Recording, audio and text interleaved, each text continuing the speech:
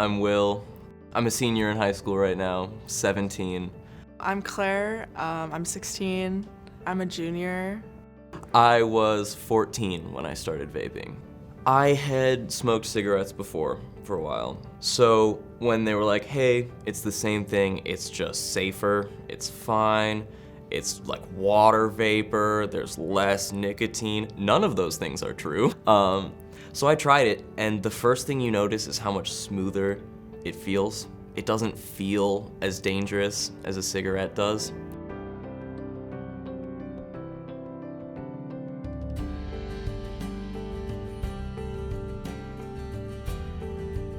Yeah, so for me, I've always been like kind of a goody-goody. I've never been the type to like think to use or like engage in rebellious behaviors. Well, I started vaping when I was probably in 8th or 9th grade.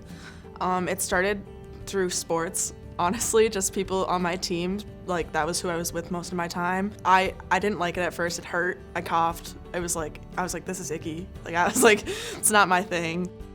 I mean, as I've gotten more and more into this, I have also noticed how little people know. People will confidently say things that are not correct. Strawberry menthol was my favorite. It tasted like candy, and it had like the cool sensation from menthol.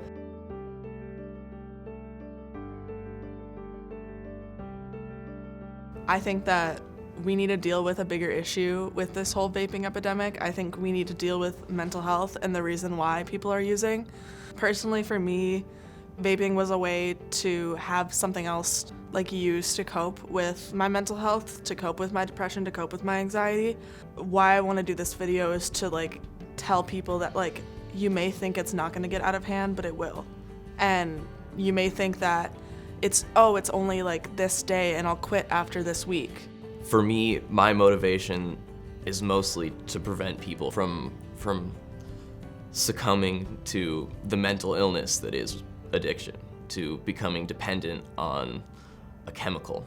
I felt like my voice might be important because I think it's often overlooked how much a part mental health plays in addiction.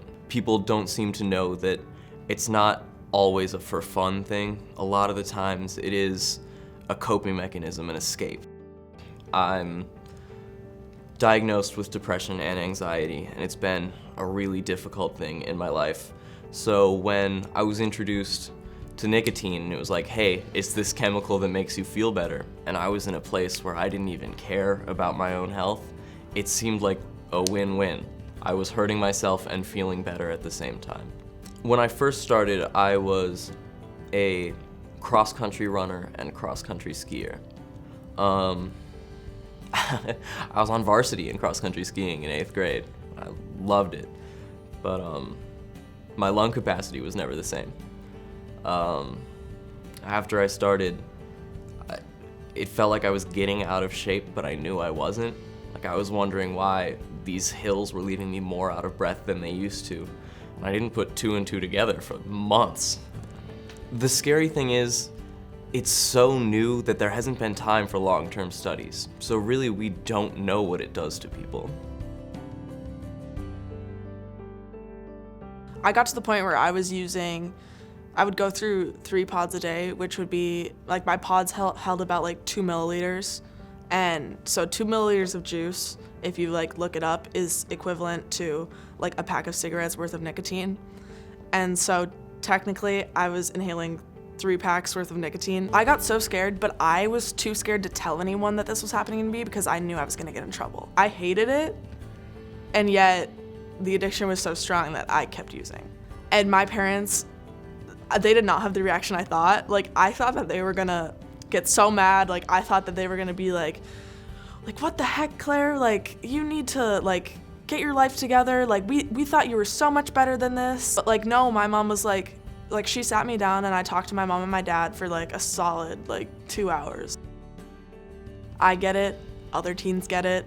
Everyone around you gets it. Like, it is not easy. And life is not easy. Like, school's not easy. Friendships are not easy. But you need to make it through this hard part in your life so that you can have your future. And addictive chemicals aren't gonna help you get there.